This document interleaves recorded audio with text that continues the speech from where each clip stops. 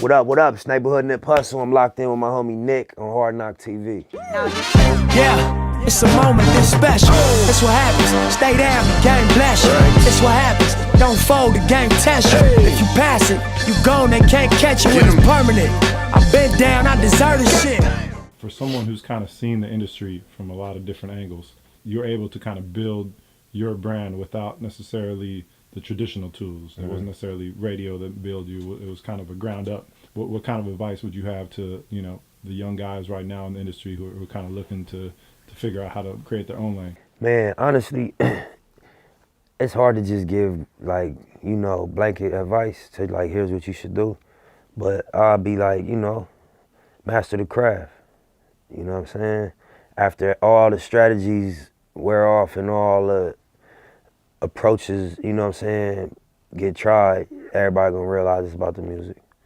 You know what I'm saying? It's about what level the music vibrate on.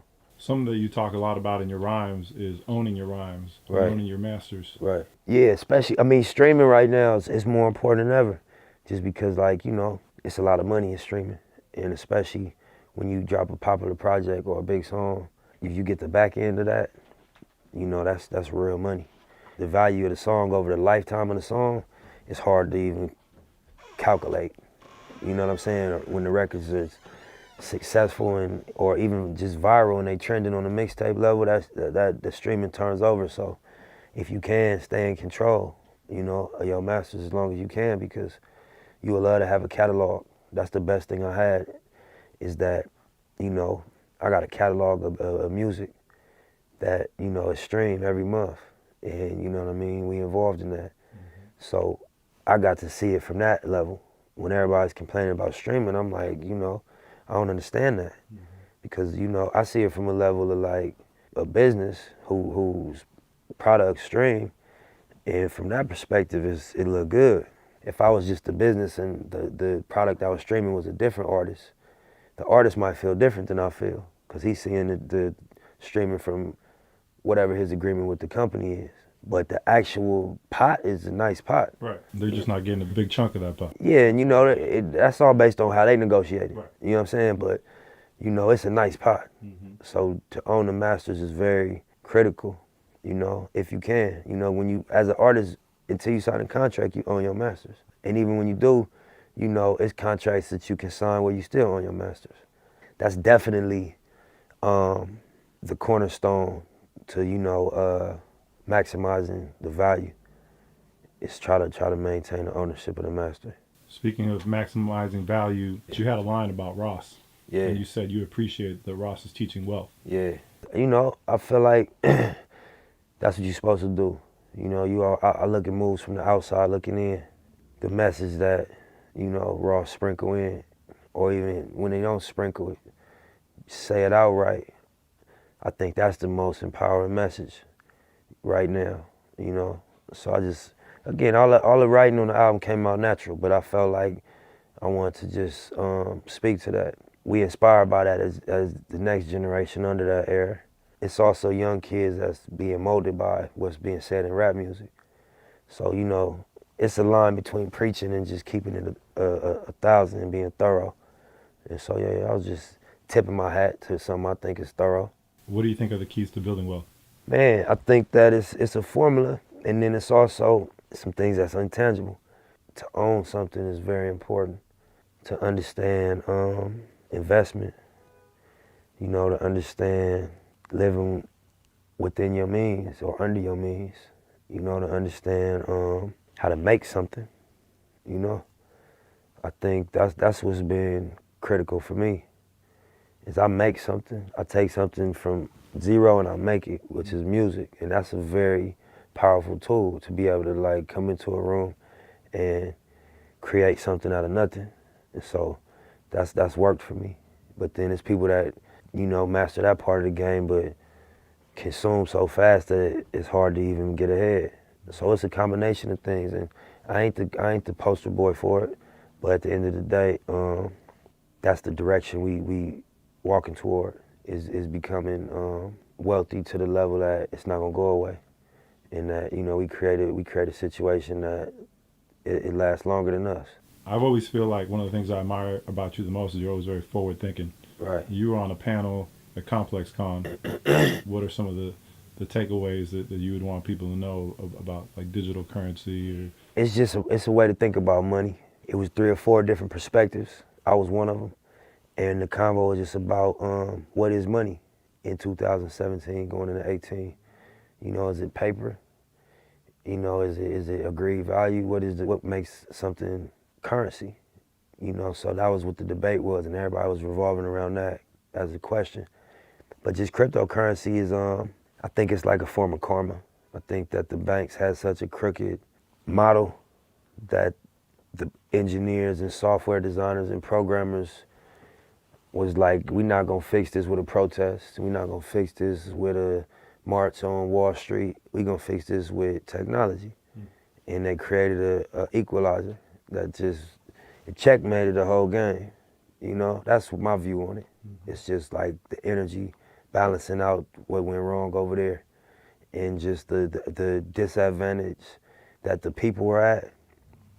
The cryptocurrency is balancing that out, or will in the long run. It's gonna take a while, but it's gonna create an option, and you're not gonna have to go operate in that system that led to like 2008, all the banks collapsing and the real estate bubble and all the malpractice of power that, you know, was happening in the banking industry and the central banks and all that. So it's like, damn, that was slick. Whoever came up with that was slick. If you really peep it from a political point of view, for sure. you know what I mean? That was real effortless checkmate. You know what I mean? They exited before anybody knew what was up. And they still got bailed out. You know what I'm saying? It's crazy. It's interesting conversation. I've had it with some people, and you know, some people are like stuck on money so much, and I'm like, man, money's not even backed by the gold system anymore. Yeah. So it's like, what is it really worth? It's whatever we, you know, want to put on it, but really it's just a piece of paper. You know, just like a credit card, just a piece of plastic, and it's the inferred value that we put on it. And as long as everybody assumes that it's worth that, it is. But if somebody tomorrow's like, that's not worth shit, it's really not backed by anything. So it's like, why not try out a new currency? It's a lot of reasons that, you know, political reasons why it's a big thing, and it's financial reasons why it's a big thing, you know, and even like on a simple level of like sending money overseas or something, to be able to do that peer to peer and not have no middleman with a fee, and with a policy, it's just a direct transaction that's, you know, regulated by a public ledger. That's a big innovation if you understand like banking and PayPal and all that type of shit. You know, somebody told me that it's like what the internet was in like the early 90s. And think about what that turned into and all the billion-dollar businesses that was built off of that. That's like what the cryptocurrency, blockchain opportunity is similar to. So it'll take a while before we see it mature and really turn into what it can potentially be. Right, and you're not just talking about it; you actually invested in the company. Yeah, definitely. Follow coin. It's a coin, and it's also it's a utility. You know, and I spoke about it and everything. Yeah, there's a dope documentary on YouTube about it. Yeah, definitely. Let's get back to the album real quick. You got Puff on some ad libs. Yeah.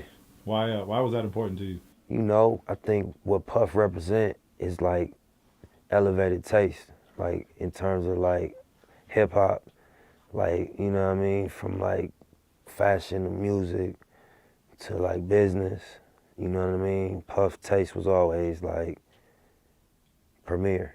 And so, you know, I just was like, it'd be dope. And Puff just known for putting swag on a dope rap record. You know what I'm saying? And so I just wanted to play the album for him. You know what I'm saying? I went by the house and played the album, and that was the one he fucked with the most. And so I had it in mind for him to get on Rap Niggas. You know what I'm saying? And get in the video with the Mink on. But he liked the other record, so he did that one, and it was dope. That was a crazy session.